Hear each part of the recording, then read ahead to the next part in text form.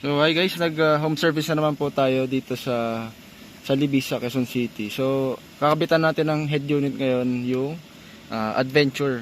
So ito, pag magbabaklas kayo ng panel nitong Adventure, ano lang naman yan, dalawang screws dito, tapos pwede nyo na siyang hilahin dito. Ganyan lang siya. Tapos 4 na screws dito. Tapos mamaya pag natanggal nyo na yan, pwede nyo na siyang hilahin. Tapos yan, mamaya pakita ko sa inyo yung ikakabit natin na head unit. So ito, nabaklasan natin yung head unit ng Adventure. So sa likod niya ganito yung itsura. Ayan.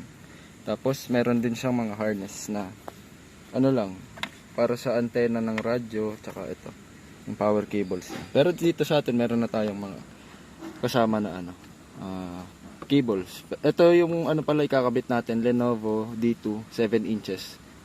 2 plus 32 gig na siya. Tapos ganito yung itsura niya. Ayan, ito siya. Malaki yung likod din. Pero sa iba kasing brand ng mga Android head unit, yung maninipis lang, okay din naman yun. Pero ito kasi mas malaki. Wala naman siyang gaanong difference. Ayan. So ayusin lang natin yung wiring na to. Tapos mamaya pagkakabit pakita ko sa inyo. Lalagyan din pala natin siya ng reverse camera. So ayan, tapos na pala natin ikabit tong 7 inches Android head unit.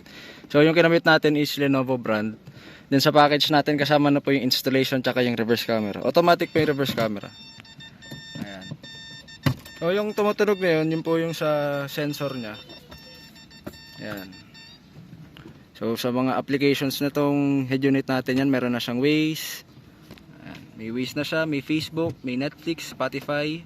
And may Topay voice na rin siya. Topal voice. Yan. Tapos meron din yung file manager. Dito makikita yung laman ng USB nyo. May Google Maps. May Google Chrome. May Play Store. Adjust lang natin yung Play Store, sound effects, or yung equalizer nya. Ganun itsura. Tapos YouTube and yung Z-Link 5. Or ito yung yung Apple CarPlay and Android Auto. Ayan siya. So yung pala nito, yung specs niya. Check natin dito. So ito kasi ito yung latest nung Lenovo brand. So ayan, Android 13, 2GB 32. Tapos meron din pala tayong mga available na mga mas malalaking head unit kagaya nito. Meron tayong 9 inches and 10 inches. Nexus brand naman yon. Pero sa Lenovo, ito 7 inches lang yung may available. Ayan. Sa mga interested pala yung gusto magpa-install ng mga ganitong head unit, message na lang po kami sa Facebook page namin, Enteng Butingting Garage. Thank you.